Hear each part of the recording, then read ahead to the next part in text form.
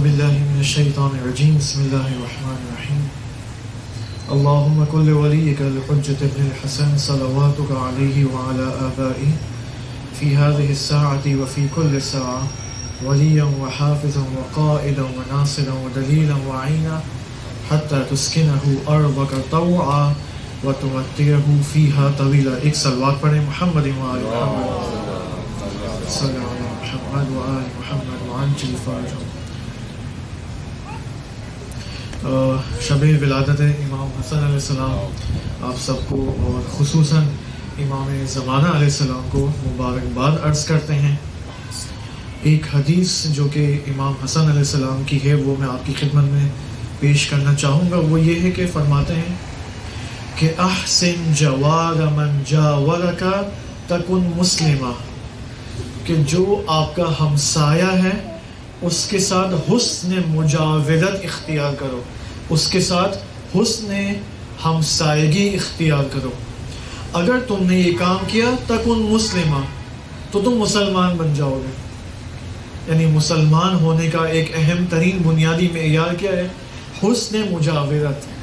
اب حسن مجاورت یا ہمسائیگی سے فقط وہ افراد ذہن میں نہیں ہیں جو ہماری بلڈنگ کے ساتھ جو افراد رہتے ہیں، گھر کے ساتھ جو برابر والا فلیٹ ہے، فقط ہمسائے وہ نہیں ہیں، بلکہ اس وقت ہم سب جو بیٹھے ہوئے ہم بھی ایک دوسرے کے ہمسائے ہیں. تو ہمسائے کی جو وسعت ہے وہ بہت زیادہ، ظرفیت زیادہ ہے، ایگزامپلس بہت زیادہ ہیں. اگر مومنین مسجد کے اندر بیٹھے ہوئے تو یہ ایک دوسرے کے ہمسائے ہیں، لیکچر میں بیٹھے ہوئے ایک دوسرے کے ہمسایہ ہیں. بلاخر ہمسایہ کا دائرہ وسیع ہے. تو امام فرمانے کہ اپنے ہمسائے کو آزار اور اذیت مت کرو، تنگ مت کرو ان کو.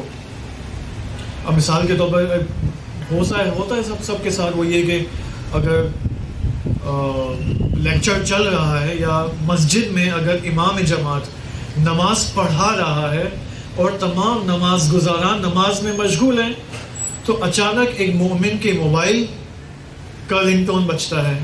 ٹھیک ہے، اب اس نے اپنا موبائل سائلنٹ نہیں رکھا ہوا ہے اور اس کا موبائل بجتا ہے، رنگ ٹون کی آواز سب کو آتی ہے. تو یہ خود تنگ کرنا ہے، یہ خود تنگ کرنا ہے دوسرے مومنین کو. یہ حتیٰ لیکچر کے اندر بھی یہ موبائل کا مسئلہ بہت ایک واضح اگزامپل ہے، دوسرے ہمسائے اور مومنین کو اذیت کرنے کا ایک اہم اگزامپل ہے.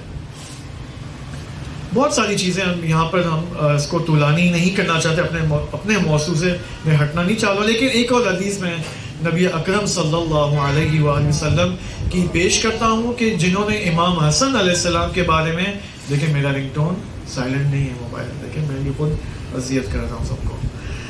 وہ یہ نبی اکرم فرماتے ہیں وَأَمَّا الْحَسَنُ، اور حسن امرہ امری، اس کا امر میرا امر ہے. قولہ قولی، حسن کا قول میرا قول ہے. السلام علیکم. فمن تبعہ فقد تبعنی، جو حسن کی اتباع اور پیروی کرے گا اس نے میری پیروی کی ہے. ومن عصاہ فقد عصانی، اور جس نے حسن کی نسبت معصیت کی ہے، اس کی نافرمانی کی ہے، اس نے میری نافرمانی کی ہے. تو آپ دیکھیں جو حسن کا قول ہے وہ حسن کے جد کا بھی قول ہے، جو حسن کا مکتب ہے وہ اسی کا مکتب ہے. لہٰذا یہ ایک اہم، یہاں پر علماء نے حتماً یہاں پر ان احادیث کی تفسیر شرح وغیرہ کی ہے کہ وہاں پر ان کو ہم اس کی طرف رجوع بعد میں کر سکتے ہیں. ہمارا موضوع موت کے حوالے سے، اور اس موضوع میں وارد ہونے سے پہلے ہم بالآخر امام زمانہ علیہ السلام کی خدمت میں، حضرت معصومہ کون کی خدمت میں، امام رضا کی خدمت میں، اور خصوصاً امام حسن علیہ السلام کی خدمت میں، اور اس کے بعد حضرت عزرائیل اور حضرت اسرافیل کی خدمت میں سلام عرض کرتے ہیں. اور ان تمام ہستیوں سے خصوصاً امام مجتبیٰ علیہ السلام سے اجازت چاہتے ہیں کہ اس سیشن میں وارد ہو سکیں. اب بات قیامت کے اندر ہو رہی ہے اور قیامت کے مختلف مراحل آپ کی خدمت میں پیش کی ہے. جیسے قیامت کا سب سے پہلا مرحلہ کیا؟ نفخ سور کا مرحلہ ہے. حضرت اسرافیل علیہ السلام کی جانب سے 2 دفعہ نفخ سور ہوگا اور اس کے بعد سب اپنے آپ کو صحرائے محشر میں پائیں گے. صحرائے محشر میں پانے کے بعد انسان کو سب سے پہلی چیز جو اسے دی جائے گی وہ اس کا اپنا نامہ عمل ہے. نام عمل کے بعد پھر پل صراط کو نصب جہنم کو لایا جائے گا, اور جہنم کو لانے کے بعد پل صراط کو جہنم کے اوپر رکھا جائے گا کہ پل صراط میں 50 مواقف ہیں, توقف گاہیں ہیں, اسٹیشنز ہیں کہ تمام انسانوں کو ان اسٹیشن سے گزرنا ہوگا, اور اس کے بعد یعنی ہر اسٹیشن میں دقیق حساب و کتاب کا عمل ہوگا, اور اس کے بعد انسان پھر کہاں پر وارد ہوگا, یا جنت یا جہنم میں. اب السلام علیکم. اب یہاں پر ایک اہم موضوع پیش آتا ہے کہ آج کے ان 2 سیشنز کے اندر کوشش کریں گے کہ شفاعت کے موضوع کو پیش کریں بہت ہی اجمالاً, انتہائی اجمالاً, اور جلدی میں فقط فہرستوار اس موضوع کو عرض کریں گے. ڈیٹیلز میں انشاءاللہ مجھے تو یہ لگتا ہے, جہاں تک میرا خود اگر اس کتاب سے ہم جو حجت الاسلام مسعود علی کی جو کتاب ہے سرنوشت انسان جن سے ہم ان آڈیوز کو پیش بھی کر رہے ہیں ہفتگی اعتبار سے, شفاعت کا جہاں تک تعلق ہے کم از کم میرے خیال میں 10 سے 15 سیشنز ہونے چاہیے, آدھے گھنٹے کے 10 سے 15 آڈیوز اس کی انشاءاللہ بنے گی, اور آئندہ مہینوں میں گروپ پہ اس کو پوسٹ کیا جائے گا. لیکن آج ہم 1.5 گھنٹے کے اندر ایک خلاصہ شفاعت کو دیکھنا چاہتے ہیں, تو اس کے لیے کہ ہم آمادہ ہو جائیں اس بحث کو سننے کے لیے, اور ہم بھی ان افراد میں سے ہوں کہ خدا اجازت دے کہ انبیاء اور اولیاء ہماری شفاعت کریں. صلوات پڑھیں محمد و آل محمد اللہم صلی علی محمد. لگتا ہے ہم زیادہ شفاعت کے شوقین نہیں ہیں, جو شفاعت کے شوقین ہیں وہ صلوات پڑھیں محمد و آل محمد صلی علی محمد. اب حقیقت شفاعت کیا ہے, اور اسی طرح اس کا فلسفہ کیا ہے, کیوں شفاعت کا کیوں اس کی فلسفی کیا ہے, اس کا سبب کیا ہے, اور اسی طرح قرآن نے شفاعت کے بارے میں کچھ کہا ہے یا نہیں کہا ہے, کیا قرآن نے شفاعت کو ایکسیپٹ کیا ہے یا انکار کیا ہے, اور اسی طرح شفاعت آیا پارٹی بازی کی طرح ہے کہ بھائی یہ ہماری پارٹی کا بندہ ہے تو اس کی شفاعت کرنی چاہیے, یا نہیں اس سے بڑھ کر کوئی چیز کا نام ہے. اور پھر آیا شفاعت کا مطلب یہ نہیں ہے کہ اگر تمام انسانوں کی شفاعت ہوگی مسلمانوں کی تو بس دنیا میں جتنے گناہ کرنا ہے کرو, آخر میں علی مولا ہمیں بچا لیں گے, کیا یہ مطلب ہے شفاعت کا؟ یا شفاعت کے اثرات کیا ہیں؟ جو انسان جو مسلمان شفاعت پر عقیدہ رکھتا ہو تو اس کی زندگی میں اس عقیدے کے کیا اثرات ہیں, یہ ایک اہم تربیتی یہاں پر نکات موجود ہیں. روز قیامت کون کون افراد شفاعت کر سکتے ہیں, کن کن افراد کی شفاعت ہوگی, کیا شفاعت مخصوص ہے گنہگاروں کے ساتھ یا نہیں, جو گنہگار نہیں ہیں ان کو بھی شفاعت کی ضرورت ہے. اس کے بارے میں انشاءاللہ یہ وہ مین فہرست شفاعت کے حوالے سے جو کوشش کریں گے بہت ہی اجمالاً آج کے سیشن میں پیش کریں گے. اب پہلا نقطہ, شفاعت کا معنی اینڈ میننگ کیا ہے. شفاعت کا مطلب میڈیشن, انگلش میں ہم جس کو کہتے ہیں میڈیشن, یا فارسی میں جس کو کہتے ہیں میانجی گری یا واسطہ شدن, ٹھیک ہے, یعنی ایک شخص ہے جو 2 افراد کے درمیان واسطہ بنتا ہے, ٹھیک ہے, تاکہ ان کے درمیان کوئی صلح برقرار ہو جائے, یا جو دوسرا شخص ہے اس کی کمک ہو جائے, اس کی مدد ہو جائے, ٹھیک ہے. یعنی اگر ہم اس کو یوں کہنا چاہیں تو یوں کہہ سکتے ہیں اس طرح, اس انداز میں اور ان جملوں میں, کہ شفاعت یہ ہے کہ ایک شخص, ایک ہستی واسطہ بنتی ہے, میڈییٹر بنتی ہے, اور یہ ہستی جو میڈییٹر بنتی ہے, واسطہ بنتی ہے, یہ ایک قوی شخصیت ہے, اس کے پاس کچھ پاورز ہیں. یہ قوی شخص اس ضعیف شخص کے لیے واسطہ بنتی ہے اور اس کو بھی اوپر لے کے آتی ہے, اس کا بھی رتبہ بلند کرتی ہے. یہ شفاعت کا ایک اور مطلب بیان ہو گیا. بالآخر ایک اصطلاح جو ایک عربک لفظ جو شفاعت کے لیے استعمال ہوتا ہے, بعض اوقات مترادف, بعض اوقات غیر مترادف, نان سینونیم, کیونکہ علماء کا یہاں پر اختلاف ہے, اس کو ہم دیکھیں. وہ کہتے ہیں کہ شفاعت اسی الحاق کو کہا جاتا ہے. الحاق یعنی ملحق ہونا, اوکے, ملحق, الحاق, یا اللہ, چلیں ابھی میں آپ کے سامنے جاتا ہوں translate.google.com اور دیکھتے ہیں. نہیں اٹیچ کا الحاق مثال کے طور پر ملحق اٹیچڈ آ رہا ہے, ایکسیشن آ رہا ہے, ٹھیک ہے. مثال کے طور پر یہ مائک ہے یا یہ موبائل ہے, یہ انسان تو نہیں ہے, لیکن اب ایک مثال ہے, اوکے. اب کوئی آتا ہے, اس کی شفاعت کرتا ہے اور اس کو میرے وجود کے ساتھ ملحق کر دیتا ہے, اس کا رتبہ بلند ہو جاتا ہے. بات سمجھ میں آ رہی ہے؟ اوکے, ابھی مزید سمجھ میں آ جائے گی, ٹھیک ہے. اب مجھے نہیں پتا اس کے اور کیا معنی بن سکتے ہیں, لیٹس سی کیا ہوتا ہے. اب میں مثالیں آپ کی خدمت میں پیش کروں گا, کچھ واقعات پیش کریں گے تو اس سے بات انشاءاللہ سمجھ میں آ رہی. یعنی ضعیفوں کا ہاتھ پکڑ کر ان کو بھی اقویاء اور پاورفل لوگوں کے رتبے میں لے کے آنا, ان کے درجے پر لے کے آنا, ان کا لیول بڑھانا, اس کو شفاعت کہتے ہیں. اوکے, اب اگر یہ معنی ہے شفاعت کا کہ ہم فی الحال اسی معنی کو ایکسیپٹ کرتے ہیں, وہ یہ بس اس کا مطلب شفاعت فقط عذاب سے بچنے کے لیے نہیں ہے. ممکن ہے ایک انسان ہو جو مومن ہے اور اس نے آج تک گناہ نہیں کیا ہو, پوری لائف میں اس نے گناہ کا ارتکاب نہ کیا ہو, شفاعت اس کو بھی شامل حال ہو سکتی ہے. ایک مومن ہے جس نے پوری زندگی عزاداری کی ہے, نماز پڑھی ہے, عبادات بجا لایا, یہ شخص گناہ اس نے کبھی نہیں کیا, السلام علیکم, گناہ اس نے کبھی نہیں کیا, لیکن اس کا جو ایمان کا جو رتبہ ہے نا وہ لیول نمبر 4 پر ہے, آخر موت تک, آخر احتضار تک.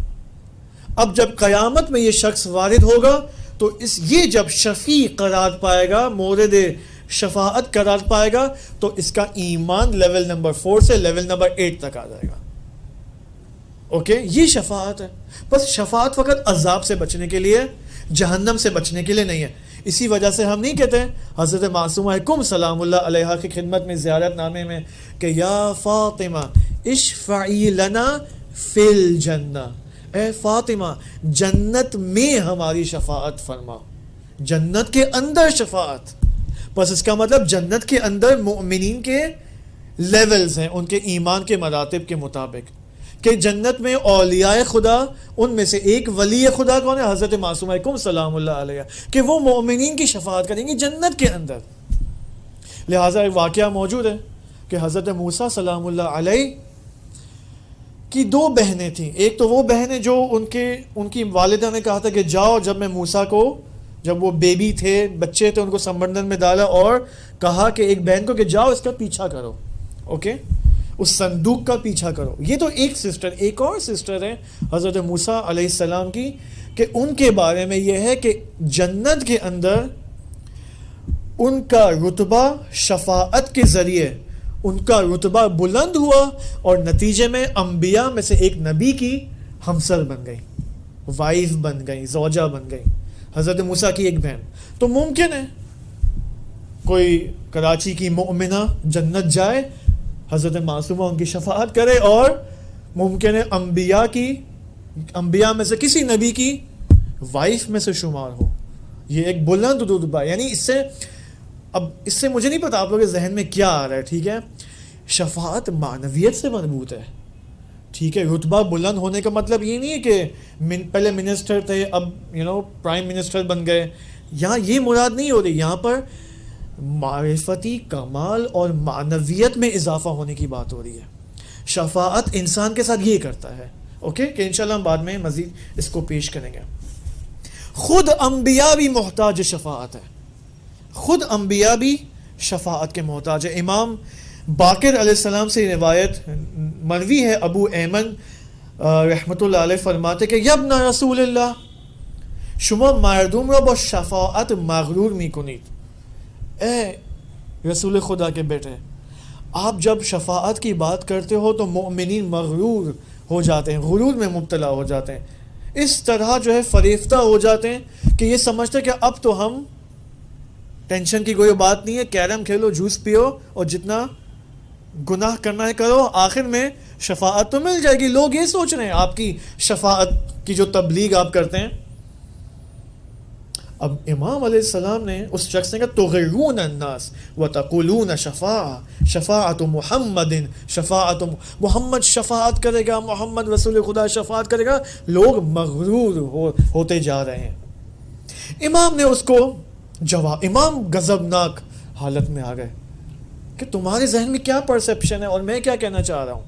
وَيْحَكَ يَا أَبَا أَيْمَنَ أَغَرَّكَ أَنْ عَفَّ بَطْنُكَ وَفَرْجُكَ، تو یہ خیال کرتا ہے کہ لقمه حرام نیمی خوری و خودت را از گناه نگه میداری دیگر احتیاج به، تو یہ سمجھتا ہے کہ میں نے پوری زندگی حلال روزی کمائی ہے، عبادات انجام دی ہے، اور پس اب تو مجھے شفاعت کی ضرورت نہیں ہے۔ تجھے بھی شفاعت کی ضرورت ہے، تو جس نے زندگی میں ایک لمحہ بھی گناہ نہیں کیا ہے، تجھے بھی شفاعت کی ضرورت ہے۔ پھر امام نے فرمایا اگر سختی ہو یہ قیام، اگر تو قیامت کی سختیوں کو دیکھ لے تجھے سمجھ میں آ جائے گا کہ تو کس قدر محتاج تر ہے شفاعت کا، تجھے قیامت کی سختیوں کا اندازہ نہیں ہے۔ پھر امام نے فرمایا کہ روز قیامت اول سے آخر تک جتنے بھی انسان اس روئے زمین پر آئے ہیں سب کے سب شفاعت کے محتاج ہیں، حتی الانبیاء، حتی انبیاء بھی شفاعت کے محتاج ہیں۔ بس شفاعت کیا نتیجہ لیں گے؟ مخصوص بے ہم گنہگاروں تک نہیں ہیں، وہ افراد جو پاک اور پاکیزہ ہیں وہ بھی شفاعت کے محتاج ہیں۔ دوسرا پوائنٹ شفاعت کے حوالے سے وہ یہ کہ میں نے کہا نا ہر چیز کا ایک ظاہر ہے اور ایک باطن ہے۔ اس انسان کا ایک ظاہر ہے وہ جو ابھی آپ کو نظر آ رہا ہے، اس کا ایک باطن ہے اس عالم ملکوت کے اندر۔ شفاعت بھی ایک کسی ظاہری چیز اور ریلیشن شپ کا ملکوتی شیپ ہے۔ شفاعت در حقیقت دنیا میں جو روابط ہیں اس کا ملکوتی شیپ ہے۔ اوکے، یہ شفاعت ہے۔ مثال کے طور پر انسانوں کے دنیا میں کیسے آپس میں ریلیشن شپس ہیں، ارتباطات ہیں، ٹھیک ہے، بعض انسان اچھے اعمال انجام دیتے ہیں، بعض برے اعمال انجام دیتے ہیں۔ دنیا کے اندر لوگوں کا آپس میں کیا ہے؟ حبی رابطہ ہے، محبت کے بیس پر رابطہ ہے، بعض کا نفرت کے بیس پر رابطہ ایجاد ہوتا ہے، بعض ایک دوسرے کے دشمن ہیں، بعض ایک دوسرے کو پسند کرتے ہیں، محبت کرتے ہیں۔ تو یہ جو روابط اس وقت جو ہمیں نظر آتے ہیں، مومنین کا آپس میں رابطہ ہے، اوکے، یہی روابط اس کی ملکوتی شکل کا نام شفاعت ہے۔ اوکے، ابھی واضح مزید ہو جائے گا۔ اب جو شخص مثال کے طور پر دنیا میں اس کا جو رابطہ ہے معصومین سے، وہ حب کے اوپر بیس کرتا ہے، محبت کی بنیاد ہے، معصومین سے جو رابطہ ہے محبت کی بنیاد پر ہے، ان کے تمام دستورات کو قبول کرتا ہے، یہ باعث بنے گا کہ آخرت میں بھی یہی رابطہ جو معصومین کے ساتھ دنیا میں، یہ رابطہ شفاعت کی صورت میں وجود میں آئے گا۔ یہی حبی رابطہ، یہی محبت سے مربوط رابطہ بصورت شفاعت وجود میں آئے گا۔ اور معصوم کیا کرے گا اس انسان کے ساتھ جو مجھ سے محبت کرتا ہے؟ اس کو چند رتبے اور لیولز اوپر لے کے آئے گا۔ یہ معصوم کا کام ہے، کیونکہ دنیا میں مجھ سے محبت کرتا تھا تو آخرت میں اس کا ہاتھ پکڑ لوں گا، قیامت کے دن اس کا ہاتھ پکڑ لوں گا۔ دنیا میں اگر مجھ سے محبت نہیں کرتا، محبت سے میں نے پھر وہی کہا، محبت سے مراد محبت بھی ہے، لیکن جو فقط السلام علیکم جو فقط محبت کرتا ہے معصوم سے اور معصوم کی اتباع نہیں کرتا، وہ اپنے ایمان پر ہے، باقی ہے، لیکن بہت چھوٹے درجے پر، بہت چھوٹے درجے پر، یہ بھی مورد شفاعت قرار پا سکتا ہے روز قیامت، لیکن اتنی آسانی سے نہیں۔ وہ شخص جو محبت بھی کرتا ہے، اتباع بھی کرتا ہے، یہ زیادہ اس شفاعت کے chance and options and facility سے استفادہ کر سکتا ہے روز قیامت۔ اوکے، یہاں پر بہت زیادہ ڈیٹیل بحث ہے۔ اب آپ دیکھیں خداوند سبحان قرآن مجید میں فرعون کے بارے میں، اب یہ شفاعت، اب یہاں پر شفاعت سے تعلق حق کے پیروکاروں سے بھی ریلیٹڈ ہے اور باطل کے پیروکاروں سے بھی مربوط ہے۔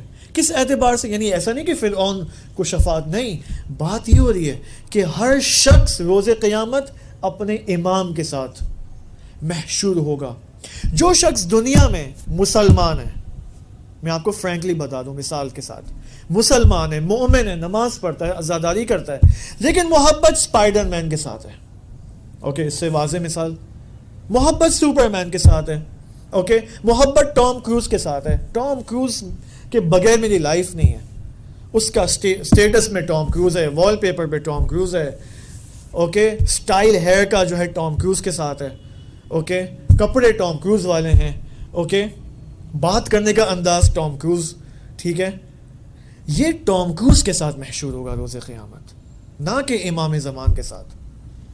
کیوں؟ شفاعت کا کیا مطلب ہے؟ شفاعت کا مطلب کہ جس کے ساتھ آپ نے دنیا میں دوستی کا ہاتھ بڑھایا ہے وہی آخرت میں آپ کا دوست ہوگا. یہ سمپل معیار ہے, کرائٹیریا ہے. لہٰذا آپ دیکھیں روز قیامت جو فرعونی ہوں گے, آج کے زمانے میں جو فرعونی ہوں گے, روز قیامت فرعون کے ساتھ محشور ہوں گے, ٹھیک ہے, ویسٹرن ویلیوز کو پسند کرتے ہیں, سیکولر ہیں, لبرل ہیں, ٹھیک ہے, وہ پھر لبرل کے اماموں کے ساتھ محشور ہوں گے روز قیامت. تو یہاں پر بہت بعض لوگ ہماری کمیونٹی میں بھی مسلمانوں فخر کرتے ہیں, یار آج ہم نے عمران خان کے ساتھ فوٹو کھینچی ہے. آپ پہلے چیک تو کر لو یہ کس سوچ کا آدمی ہے. میں یہاں نہیں کہہ رہا ہوں کہ عمران خان غلط ہے, برا ہے, کوئی بات میں یہ نہیں جا کے بولے, اوکے, آپ پہلے چیک کر لو کہ کس کے ساتھ فوٹو نکالنے میں آپ کو زیادہ افتخار کا احساس ہو رہا ہے, فخر کا احساس ہو رہا ہے, اوکے. بعض لوگ کہتے ہیں ہم نے تو مشرف صاحب کے ساتھ بھی فوٹو نکالی, فخر کی بات ہے. خوب روز قیامت آپ چیک تو کر لو اس کے ساتھ ہوگا کیا, ایسا نہ ہو کہ آپ اس کے ساتھ محشور ہو جاؤ, اوکے. تو یہاں پر بہت جو ہمارے رول ماڈلز ہیں وہ ہمارے انہی کے ساتھ ہم محشور ہیں.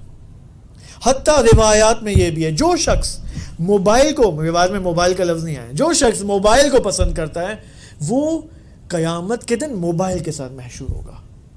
پتھر کو پسند کرتا ہے, حتیٰ موبائل کو اگر پسند کرتا ہے تو جو موبائل کی کوالٹیز ہیں وہ اس کے اندر آ جائیں گی روز قیامت, اوکے. تو دس از اے ڈینجرس تھنگ یہاں پر, اس کو ہمیں بہت بالآخر دیکھنے کی ضرورت ہے یہاں پر.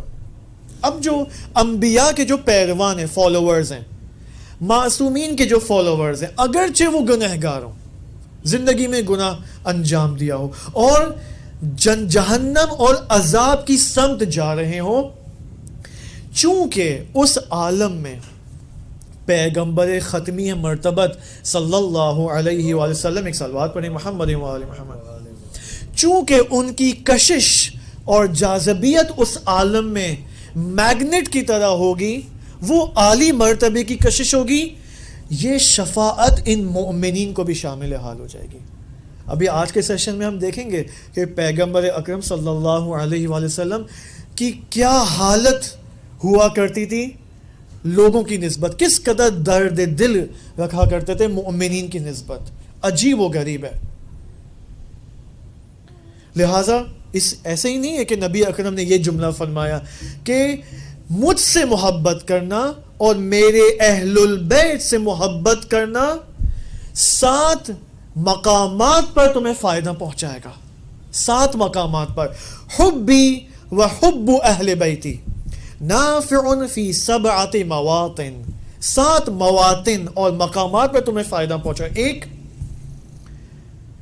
فرماتے ہیں یہاں پر احوالہن عظیمتن, کہ جس کے احوال بہت عظیم ہے, ہولناک ہے, عند الوفات, صحیح ہے, وفی القبر وعند النشور وعند الکتاب وعند الحساب وعند المیزان وعند الصراط, پل صراط پر نبی اکرم اور ان کی آل کی نسبت محبت کا یہ نتیجہ ہو کہ وہ ہماری دستگیری کے لیے, ہمیں نجات دینے کے لیے آئیں گے. لہٰذا اسی اعتبار سے علماء فرماتے ہیں کہ اگر پیغمبر اور ان کی آل سے محبت آمیز رابطہ ہوا دنیا میں تو روز قیامت وہ ہمارے شفیع قرار پائیں گے. خوب, پیغمبر اور ان کی آل کا تو ہمیں معلوم ہے, اس کے بعد آئے علماء. علماء سے اگر ہمارا رابطہ ہوا, کسی عالم کو ایز اے رول ماڈل آپ نے یا میں نے انتخاب کر لیا کہ یہ وہ رول ماڈل ہے, یہ وہ عالم ہے جس کو مجھے فالو کرنا چاہیے, البتہ اوتھینٹک عالم ہو, ایسا نہ ہو کہ منحرف عالم کو میں رول ماڈل بنا لوں, ٹھیک ہے. ऑथेंटिक आलिम को मैं अगर रोल मॉडल बना लूं तो ये भी मेरा शफी करार पा सकता है. हत्ता इस कदर खुदा की रहीमियत हम सब के लिए, इसकी ज़रफ़ियत अजीम है. फ़र्ज़ करें हम लोग न्यूज़ सुनते पाकिस्तान में बैठकर, मसलन 2 साल पहले आयतुल्लाह साफ़ी गुलपैगानी रहमतुल्लाह अलैह इस दार फ़ानी से विदा कर गए, ठीक है, और उनकी कब्र भी माशाल्लाह वहाँ पर उनको नजफ़ में ज़ाहिरन दफन किया गया है, वसीयत उन्होंने की थी. खूब, हमारा तो कोई इर्तिबात नहीं है यहाँ बैठ के आयतुल्लाह साफ़ी, ज़िंदगी भर हमने कभी उनको गूगल भी करने की कोशिश नहीं की, ठीक है. उलमा फरमाते हैं कि अगर मसलन ये आलिम मरहूम आयतुल्लाह साफ़ी गुलपैगानी के लिए आप यहाँ से हदाया भेजें, सूरह फातिहा पढ़ें, सूरह यासीन पढ़ें, तो उनका आपके साथ इस दुनिया में राब्ता ईजाद हो जाएगा, हुब्बी राब्ता ईजाद हो जाएगा. और अगर मजीद आपने ये राब्ता स्ट्रॉन्ग किया तो मुमकिन है क़यामत में यही आपके शफी करार पाएँ. पर जो उलमा दुनिया से चले गए हैं और ज़िंदगी में हमने कभी भी उनसे कोई कांटेक्ट हासिल नहीं किया, तो ये भी हमारे पास चांस है कि उनकी मौत के बाद हम उनसे दोस्ती कर सकते, क्योंकि मौत के बाद इंसानों की और खुसूसन इन मुत्तकियों का एक्सेस बढ़ जाता है उस आलम से. ओके, उनका हाथ मजीद खुल जाता है हमसे इर्तिबात ईजाद करने के लिए. लिहाजा ये वो चांसेस है जो हम इससे अवेल कर सकते हैं, ठीक है. खूब, ये मोहब्बत की कशिश है कि नबी अकरम फरमाते हैं कि 3 ग्रोह हैं क़यामत में जो हमारी शफाअत कर सकते हैं. एक अल अंबिया, सुम्मल उलमा, सुम्मा शुहदा. आप देखें कराची के कितने शोहदा हैं, इनसे अपना इर्तिबात ईजाद कर सकते हैं हम, और ये अगर खुदा ने इजाज़त दी तो हमारी शफाअत भी कर सकते हैं, ठीक है. ग्लोबल शोहदा भी हैं, इंटरनेशनल शोहदा भी हैं, उनसे भी इर्तिबात ईजाद हो सकता है. देखिए ये सब वो फैसिलिटीज़ हैं जो खुदा ने उस आलम से हमें यहाँ फराहम किया. लेकिन एक ऐसी शख्सियत है इन तमाम शख्सियात के अंदर कि जिसको एक स्पेशल एक्सेस दिया गया है और एक स्पेशल शफाअत, VIP शफाअत को ऑप्शन अल्लाह ने इस शख्सियत को दिया है. उस शख्सियत का नाम क्या है? इमाम हुसैन अलैहिस्सलाम. इमाम हुसैन अलैहिस्सलाम शफी है तमाम मुमिनीन के लिए और खुसूसी शफाअत करने वाले हैं. यानी इमाम हुसैन अलैहिस्सलाम के हरम में करबला और उनकी शख्सियत में जो कशिश है, आप देखें ना फ़कत शिया ना फ़कत सुन्नी बल्कि गैर मुसलमानों को भी करबला लाकर खींचती है और वो कशिश ईजाद करती है. लिहाजा आप देखें मरहूम आयतुल्लाह शाह आबादी रहमतुल्लाह अलैह, कौन थे ये? मारूफ हैं इमाम खुमैनी के उस्ताद, ठीक है. आरिफ कामिल, आरिफ, ओके. इनकी एक अहम किताब है शज़रातुल मारिफ, बहुत अहम किताब है, ओके. उस्ताद इमाम खुमैनी यानी मरहूम आयतुल्लाह शाह आबादी, इनके शागिर्दान भी जो है वो उलफ़ा में से थे बास, ठीक है. खुद इमाम खुमैनी क्या थे? आरिफ थे, ठीक है. हत्ता इनके शागिर्दों में ये बाजारी और बिजनेसमैन और जॉब करने वाले भी थे. ये इनके दर से अखलाक में जाया करते थे आयतुल्लाह शाह आबादी के. अब इन अफराद में से जो इनके दुरूस में शिरकत किया करते थे यही बाजारी अफराद, ओके, यही जॉब करने वाले दुकानदार इनके दर्स में जाके, हत्ता इनके बारे में ये भी है कि ये बाज़ दुकानदारों को जो इनके दर्स में आते थे दस्तूर अमल इरफानी दिया करते थे, और बाज़ यही दुकानदार बहुत बड़े बड़े इरफानी मकामात तक पहुँचे, बरज़खी आंखें इनकी खोली हैं, ओके. अब किस्सा यहाँ पर ये कि इनमें से एक शख्सियत थी, अब यहाँ पर मौजूद है कि मैं यहाँ पर किस्सा बेआइन ही बहुत खूबसूरत है, इसको देखें, इसका ताल्लुक़ शफ़ाअत से क्या होगा. در درس های اخلاق و عرفان ایشان شرکت می‌کردند و به مقاماتی هم رسیده بودند. دستور عمل بھی دیا کرتے تھے، حتی گاه سرشان تشر هم میزد. بعض اوقات آیت اللہ شاہ آبادی انہی جو عوام میں سے جو ان کے شاگرد تھے جو ان کے دستور عمل پر عمل نہیں کیا کرتے تھے، غصہ کہ بھائی تم کیوں عمل نہیں کرتے ہو، عمل کرو جو میں کہہ رہا ہوں، اوکے. بولے یہ تم نے اپنی حالت ایسی کیوں بنائی ہوئی ہے؟ جو میں کہتا ہوں اس پہ عمل کرو، پھر دیکھو کیا مقامات تمہارے لیے منکشف ہوتے ہیں. تو بعض نے کہا کہ آغا چکار کو نہیں، ہم کیا کریں بھائی؟ فرمایا نماز اول وقت. 2 یا 3 کام کرو. ایک، نماز اول وقت. دیکھیں یہ وہی دستورات ہیں، اوکے، کوئی پیچیدہ نہیں ہے. عرفان کی وادی کوئی پیچیدہ نہیں ہے، اوکے. نماز اول وقت، ہر روز ایک زیارت عاشورہ، ٹھیک ہے. خمس کے اوپر تم روزانہ محاسبہ کرو، یا سالانہ جو محاسبہ ہوتا ہے خمس کا، یہ ضروری ہے. یہ وہ واجبات ہیں. البتہ زیارت عاشورہ تو مستحبات میں سے، لیکن تاکید تمام عرفاء کی تاکید زیارت عاشورہ پر ہے. اگر زیارت عاشورہ 100 لعنتیں اور 100 سلام کے ساتھ نہیں بھی پڑھ سکتے، پھر بھی ہمیں کوشش کرنی چاہیے ہم زیارت عاشورہ کی قرأت روزانہ کریں. فرمایا کہ آیت اللہ شاہ آبادی کے یہی بعض میرے شاگردان جو ان 3 دستورات پر عمل کرتے ہیں، معنویت کے دروازے ان کے لیے کھل جاتے تھے، اوکے. اور تم جو ہو مجھ جیسے، مجھے کہہ رہے ہیں نالائق، اوکے، تم عمل نہیں کرتے ہو، تم ابھی بھی اسی دنیا میں رہ گئے ہو. اب آیت اللہ شاہ آبادی رحمۃ اللہ علیہ کے جو فرزند محترم ہیں، وہ یہ فرماتے ہیں کہ اسی تہران کی ایک بازار کا ایک شخص جو کہ بزنس مین تھا، اہل تجارت تھا، متدین تھا، اہل حساب خمس و زکوٰۃ سب کچھ، اور مرحوم آیت اللہ شاہ آبادی سے محبت کرنے والا، روزانہ یا ہفتہ کی جو جلسات ہوتے تھے اخلاق کے، وہ شرکت کیا کرتا تھا. حدود 2 سال اس شخص نے آیت اللہ شاہ آبادی کے درس میں سے شرکت نہیں کی. شرکت یعنی 2 سال کٹ آف وتھ آیت اللہ شاہ آبادی. تو ان کے پس از 2 سال ایک دن 2 سال کے بعد وہ آیا آغا شاہ آبادی کی خدمت میں اور کہا کہ آغا نیمی پرسی چرا این 2 سال نزد شما نہیں اومدم. آیت اللہ شاہ آبادی کو کہہ رہا ہے کہ آپ مجھ سے نہیں پوچھیں کہ ان 2 سالوں میں نے کیوں آپ کے درس میں شرکت نہیں کی. آغا آیت اللہ شاہ آبادی نے فرمایا کہ ماں کہ میں تو کسی سے طلب نہیں کرتا ہوں کہ تم میرے درس میں آؤ نہیں آؤ، تمہارا اپنا اختیار ہے، آنا ہے آؤ، آنا ہے نہیں آنا نہیں آؤ. پھر اس نے کہا آقا میرے ساتھ ایک قصہ پیش آیا ہے، ایک واقعہ پیش آیا ہے کہ آقا جریانی برائم پیشو من میخوام. وہ کیا ہے کہ یک شبی در خواب، ایک دن میں نے رات کو خواب میں دیکھا کہ قیامت کا منظر ہے، قیامت کا منظر ہے، قیامت برپا ہو چکی ہے. وہ ہمیں یہ مردوں میں آشنا و غریبے در گرفتاری و مشکل و سختی بودن، اور تمام میرے جو آشنا لوگ تھے اور غیر آشنا لوگ تھے، یہ سب سختی اور مشکلات میں قیامت کے اندر مبتلا ہیں. برخیرا می شناختم کہ بے من می گفتن در حق کی من دعا کنین. بعض لوگوں کو قیامت میں جن کو میں پہچانتا تھا وہ مجھ سے کہتے تھے کہ ہمارے حق میں دعا کرنا. تو عظیم دشواری خیراز شویم. میں نے ان سے جواب میں کہا اسی خواب میں، من کے ہستم و من چھ بے این کارها در حق، میری کیا حیثیت ہے کہ میں تمہارے حق میں دعا کروں.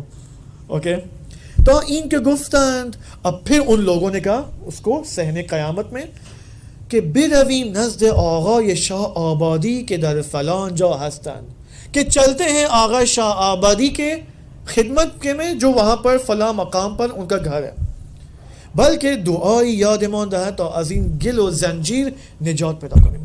بلکہ ہم جاتے ہیں آقا کی خدمت میں اور ان سے کوئی دعا تعلیم لے لیتے ہیں تاکہ اس قیامت کی گل و زنجیر اور سختیوں سے نجات پا جائیں. ہم آئے ان کے مقام میں، ان کے گھر پہ، دیدیم در جائی سرسبز و با تراوت. یہ قصہ کہاں بیان ہو رہا ہے؟ خواب کے اندر. اوکے خواب کیا ہے؟ خواب عالم برزخ کا ایک ٹریلر ہوتا ہے، کیونکہ خواب میں انسان کی روح کہاں چلی جاتی ہے؟ برزخ کی دہلیز پر چلی جاتی ہے. اوکے انسان کی روح پرواز کر جاتی ہے، لہٰذا وہ خواب میں بالآخر غیر دنیاوی دنیا سے ہٹ کر جو عوالم میں ان تک بھی بعض اوقات اس کا ایکسس انسان کا ہو جاتا ہے. تو یہ شخص فرماتا ہے کہ یہ گئے تب تمام مہمان آئے قیامت سے آیت اللہ شاہ آبادی کے گھر اور دیکھا کہ آیت اللہ شاہ آبادی ایک سرسبز اور با تلاوت اور ایک خوبصورت باغ اور گارڈن میں بیٹھے ہوئے ہیں اس عالم مثال کے اندر. فرمایا آغا جان مردم از شما کمک میخواهند، آغا ان کی مدد کریں جو قیامت میں مشکلات میں ہیں. ایک ذکر ان کو یاد دلا دیں, کوئی تعلیم دے دیں ان کو. فرمایا کہ ان سب کو کہو کہ ہم یک صدا بگوید یا حسین. ان سب کو کہو کہ یا حسین بلند آواز سے پڑھے. کیوں؟ کیونکہ یا حسین اسم اعظم میں سے ہے. اب اسم اعظم کیا ہے؟ بہت کم لوگوں کے پاس اسم اعظم ہوتا ہے. اسماء الہی میں سے ایک اسم اعظم پروردگار ہے. بہت کم علماء کے پاس, انبیاء کے پاس یہ ہوتا ہے. ٹھیک ہے, قرآن میں ایک پورا قصہ ہے بلعم باعورہ کا. ٹھیک ہے, آصف ابن کیا نام ہے حضرت سلیمان, کیا تھا, آصف ابن برخیار. اوکے, آپ دیکھیں اسم اعظم کی داستان ہے, آپ دیکھیں تو کیا آپ کیف کریں گے. لہذا یا حسین یعنی امام حسین علیہ السلام کے پاس وہ اکسیر اور کیمیا ہے لوگوں کو بچانے کے لیے شفاعت کریں. اب یہاں پر ایک اور موضوع آتا ہے, میں چاہ رہا ہوں اسے سکپ کر لوں. ٹھیک ہے, کتنا ٹائم ہوا ہے ہمارے پاس؟ اوکے, 10-15 منٹ ہے. وہ یہ کہ شفاعت کا عقیدہ اگر ہمارے دل میں ہو تو اس کے کیا آثار ہیں, آفٹر ایفیکٹس ہیں. ایک, انسان کو نا امیدی سے نجات دلاتا ہے. شفاعت انسان کو امیدوار کرتا ہے. کیونکہ بہت سارے لوگ ہوتے ہیں یار, ہم تو جو 40-50 سال کے ہو جاتے ہیں, ان سے آپ پوچھیں ہاں بھائی کیا حال ہے, بھائی ہم تو گنہگار ہیں. کیا کہتے ہیں؟ ہم تو گنہگار ہیں. ایک مایوسانہ آواز کے ساتھ کہتے ہیں, اوکے, ٹون کے ساتھ کہتے ہیں ہم تو گنہگار ہیں, ہمیں تو کوئی معاف کرنے والا نہیں ہے. شفاعت انسان کو امیدی دلاتا ہے, امید دلاتا ہے. 2, شفاعت کے ذریعے انسان اولیاء خدا کے ساتھ اور معصومین کے ساتھ اور انبیاء کے ساتھ ارتباط ایجاد کر سکتا ہے. ارتباط کا ایک طریقہ کیا ہے؟ شفاعت. شفاعت تو قیامت سے فقط مربوط نہیں ہے. میں نے کہا نا, جو شخص معصومین سے, انبیاء سے, علماء سے, شہداء سے, اولیاء سے اس دنیا میں مرتبط ہوگا, روز قیامت شفاعت ان کی پا سکتا ہے. یہ کرائٹیریا ہے. اس کے بعد میں انشاءاللہ at the last of the session, آخر میں ہم جو شفاعت کنندگان ہیں, شفاعت کرنے والوں کی لسٹ آپ کی خدمت میں بیان کریں گے انشاءاللہ. ٹھیک ہے, اور یہ 2 اہم اثر ہیں. ٹھیک ہے, تیسرا اثر وہ یہ کہ انسان کو اپنی زندگی میں اس کے اندر یہ سوچ ایجاد کرتا ہے, یہ عقیدہ کہ انسان آئے اور شفاعت کو حاصل کرنے کی جو کنڈیشنز ہیں اور شرائط ہیں اس کو حاصل کرے. اوکے, کہ وہی معنوی مقامات ہیں, ارتباط ہے کہ انشاءاللہ بیان کریں گے. آخر میں امام علی علیہ السلام یہاں پر یہ بیان فرماتے ہیں کہ استجیبوا للانبیاء اللہ وسلموا بامرہم وعملوا بطاعتہم تدخلوا فی شفاعتہم. ایزی راستہ بتا رہے ہیں شفاعت میں داخل ہونے کے لیے. کیا فرما رہے ہیں؟ 1, شفاعت چاہیے. 1, یہ کام کرو. پہلا, پیغمبروں کی اطاعت کرو اور ان کے اوامر کو اور ان کے احکام کو اور ان کے آرڈرز کو اپنی گردن میں لٹکا دو کہ بھائی یہ احکام ہے. ٹھیک ہے, اور ان کی فرمان برداری کرو, یعنی جو بھی ان کے احکام ان پر عمل کرو, 100% عمل کرو. تدخلوا فی ان کی شفاعت میں داخل ہو جاؤ گے. اوکے, بہت یعنی امام علی علیہ السلام ہمیں مستحبات کی طرف نہیں دھکیل رہے, بلکہ کہہ رہے ہیں واجبات پہ عمل کرو, فقط واجبات پہ عمل کرو, جو بھی دستور انبیاء ہے اس پہ عمل کرو. That's it. شفاعت میں داخل ہو جاؤ گے. لہٰذا میں نے اس دن بھی کہا تھا کہ ہم نارملی مستحبات پہ بہت زیادہ فوکس کرتے ہیں, اگرچہ غلط نہیں ہے, لیکن مستحبات پہ انسان اس وقت فوکس کرے جب واجبات کو انجام دینے کی اس نے 100% تمرین حاصل کر لی ہو. واجبات کا جب وہ چیمپئن بن جائے, اب آئے مستحبات کا چیمپئن بننے کی کوشش کریں. اوکے, لیکن اگر مستحبات کے ہم چیمپئن بن گئے, ہیوی ویٹ چیمپئن بن گئے, لیکن واجبات میں ہم پیچھے رہ گئے, تو تدخلوا فی شفاعتہم ہمارے لیے محقق نہیں ہو سکتا. تو یہ ایک اہم بحث ہے. اب ایک صلوات پڑھیں محمد و آل محمد.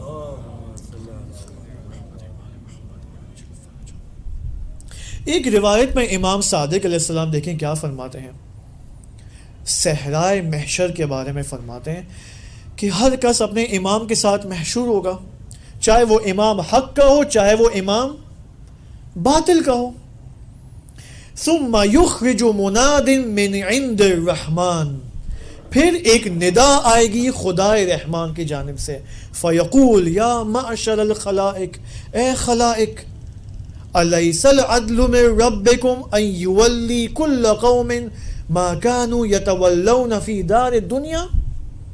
وہ ندا یہ آئے گی, کیا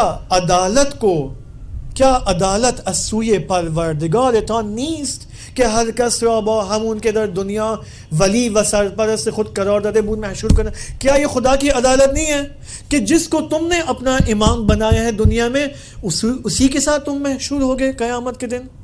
یہ عدالت نہیں ہے, یہ تو عدالت ہے. اوکے, ایسا ہو سکتا ہے کہ میں مثال کے طور پر سپر مین کو اپنا امام بناؤں, ویسٹ کو اپنا امام بناؤں اور قیامت میں امام علی کے ساتھ محشور ہوں. یہ تو پاسبل نہیں ہے. جو ڈونلڈ ٹرمپ سوچتا ہے میں بھی اسی طرح سوچوں اور محشور ہو جاؤں امام علی کے ساتھ, یہ تو پاسبل نہیں ہے. Okay, this is not possible. یہ تو خدا کہہ رہے عدالت یہی ہے, جس کے ساتھ جس کو تم نے اپنا دوست بنایا ہے روز دنیا کے اندر وہی تمہارا دوست آخرت میں ہوگا, قیامت کے ہوگا. لہذا ہر شخص اپنے محبوب کے ساتھ, اپنے معشوق کے ساتھ قیامت میں محشور ہوگا. پھر یہاں پر آپ دیکھیں انس بن مالک سے روایت نقل ہے کہ ایک شخص بیابان نشین مسجد پیغمبر میں داخل ہوتا ہے, یا رسول اللہ متی قیام الساعہ, روز قیامت مثال کے طور پر کس زمانے میں ہے؟ اب چونکہ بالآخر آپ دیکھیں اس وقت نماز کا ٹائم نہیں آیا تھا اور نماز کی ابتدا ہونے والی تھی, اور بعد میں نماز کے بعد اس شخص نے سوال کیا تو فرمایا ما اعددت لها, قیامت کے لیے تم نے آمادہ کیا ہے. What have you prepared for قیامت, کہ تم مجھ سے روز قیامت کے وقت کا تم سوال کر رہے ہو. اس نے کہا کہ نہیں آقا, زیادہ تو میرے پاس, زیادہ میں پریپیئرڈ نہیں ہوں. پھر یہاں پر فرماتا ہے کہ نبی اکرم فرماتے المرء, ایک شخص مع من احب, اس شخص کے ساتھ محشور ہوگا جس سے وہ محبت کرتا ہے. کیا مطلب آمادگی برائے قیامت؟ آمادگی وہی محبت ہے. ابھی میں کسی نہ کسی سے محبت کرتا ہوں, آپ کسی نہ کسی سے محبت کرتے ہیں, یہی آمادگی ہے. جس سے محبت ہے اس کے ساتھ حشر ہے روز قیامت, اس کے ساتھ انسان محشور ہوگا روز قیامت. لہٰذا یہاں پر ایک بحث وجود میں آتی ہے الحاق کے نام سے, سنت الحاق. خدا کی بہت ساری سنتیں, ان میں سے ایک سنت الحاق ہے. مثال کے طور پر والذین, بسم اللہ الرحمن الرحیم, والذین آمنوا, وہ لوگ جو ایمان لائے, واتبعتهم ذریتهم بایمان الحقنا بهم ذریتهم, وہ لوگ جو ایمان لائے ہیں اور ان کی جو اولاد ہیں اصل ایمان کے اندر ان کے تابع تھے, اور ان کی ذریت اور ان کے جو فرزندان ہوں گے وہ ہمارے ساتھ ملحق ہو جائیں گے. جن کے تابع ہیں ان کے ساتھ الحاق کر دیا جائے گا, ان کے ساتھ اٹیچ کر دیا جائے گا ہمیں ان دی اینڈ. اب یہاں پر بہت ساری تفصیلات ہیں. انا مثلا انا و علی ابوا هذه الامه, اگر میں علی اور محمد صلی اللہ علیہ وآلہ وسلم کو اپنا حقیقی والد مانتا ہوں اور اس والد کی روزانہ اطاعت کرتا ہوں, تو ان دی اینڈ میں کس کے ساتھ ملحق ہو جاؤں گا؟ علی و محمد کے ساتھ ملحق ہو جاؤں گا صلی اللہ علیہ وآلہ وسلم. اب یہاں پر ایک سوال ہے, ایک کوشچن ہے کہ وہ لوگ جن کا رتبہ پائن ہے, چھوٹا ہے, لیول آف ایمان بہت کم ہے, عمل ان کے کم ہے, ایمان ان کا کم ہے.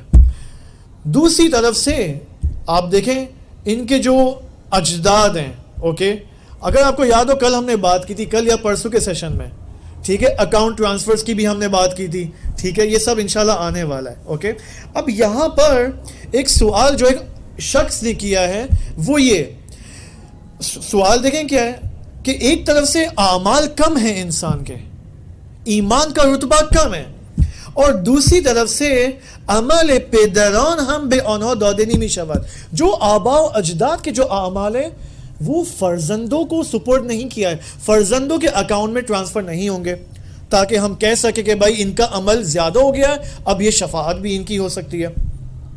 تو یہ لوگ جن کا عمل کم ہے یہ کیسے شفاعت پائیں گے, ان کا الحاق کیسے ہوگا اس سنت الحاق کے اندر؟ یہاں پر ایک عالم نے جو جواب دیا ہے وہ میں آپ کی خدمت میں پیش کرتا ہوں. یہ فرماتے کہ در مسئلہ شفاعت یہ ایک اتفاقی در نفس شفاعت شوندے, یہ بہت دقیق بحث ہے, ہاں اس کے لیے واقعی ڈیٹیل سیشنز چاہیے. شفاعت کے اندر جب مثلا ٹھیک ہے ایک یہاں پر نبی ہے وہ اس انسان کی شفاعت کر رہا ہے, یہ جو شفاعت کا جو پروسیس ہے نا, اس پروسیس کے اندر شفاعت کیے جانے والے شخص کے اندر ایک انقلاب ایجاد ہو رہا ہے, ایک تحول اور چینج اس کی روح کے اندر ایجاد ہو رہا ہے. اور کسی کے وہ شخص جو کہ اہل گناہ ہے, اہل معصیت ہے, لیکن اس کے دل میں ایمان اور ولایت و محبت بے اہل البیت ہے, بے واسطہ ہمون ایمان و محبت گناہانش پاک می شود, اسی ولایت اور محبت کے نتیجے میں اور واسطے سے اس کے تمام گناہوں کو پاک اینڈ ڈیلیٹ کر دیا جائے گا. وہ بلکہ تبدیل بے حسنے می گر, بلکہ نہ فقط پاک کیا جائے گا, ڈیلیٹ کیا جائے گا, بلکہ اس کے گناہ حسنات میں تبدیل ہو جائیں گے. یہ شفاعت کا ایک پروسیس ہے جو گنہگار مومنین کے ساتھ پیش آئے گا. لہٰذا یہ جب انسان معصیت کرتا ہے, مثلا جھوٹ بولنا ہے, غیبت کرنا ہے, شراب پینا ہے, تہمت لگانا ہے, یہ سب اس کے آفٹر ایفیکٹس انسان کی روح پر پڑ رہے ہیں. اس وقت انسان کی روح پولیوٹڈ ہو چکی ہے ان گناہوں کی وجہ سے. لہٰذا شفاعت کے وقت چونکہ وہاں سے رحمت حق کے الہی اس کو شامل حال ہو گئی ہے, تو یہاں پر ان الحسنات یذہبن السیئات کا قاعدہ لاگو ہوگا کہ حسنات سیئات کو پاک کر دیں گے. یہاں پر اسی وجہ سے علماء فرماتے ہیں کہ اگر انسان نے کوئی گناہ کیا ہے تو اس کا فوراً ایک توڑ بجا لائے اپوزٹ, تاکہ یہ سیئات اس کے پاک ہو جائیں.